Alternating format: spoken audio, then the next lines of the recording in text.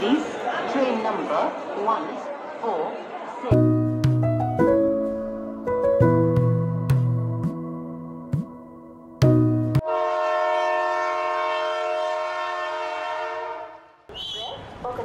Number platform पर उन्नति यात्रीगण कृपया ध्यान दें। गाड़ी संख्या 12791 सिकंदराबाद से दानापुर जाने वाली सुपरफास्ट एक्सप्रेस ध्यान दें।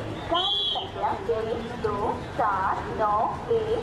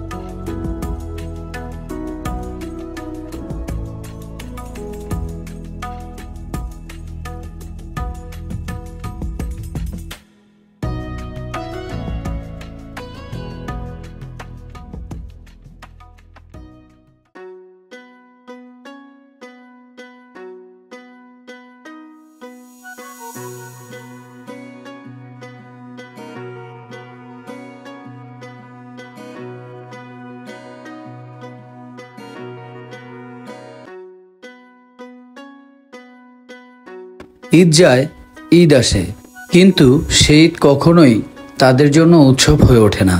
ঈদ বলে আলাদা কিছু নেই ওদের। আমরা কি ওদেরকে একটু আনন্দ উপহার দিতে পারি না? আমরা কি পারি না একটা দিনের জন্য ওদের মুখে হাসি ফোটাতে? অবশ্যই পারি। করুণার দান নয়, ঈদে ভালোবেসে উপহার দিন পথ শিশুদের। ভিডিওটি ভালো লাগলে লাইক, কমেন্ট, শেয়ার করবেন।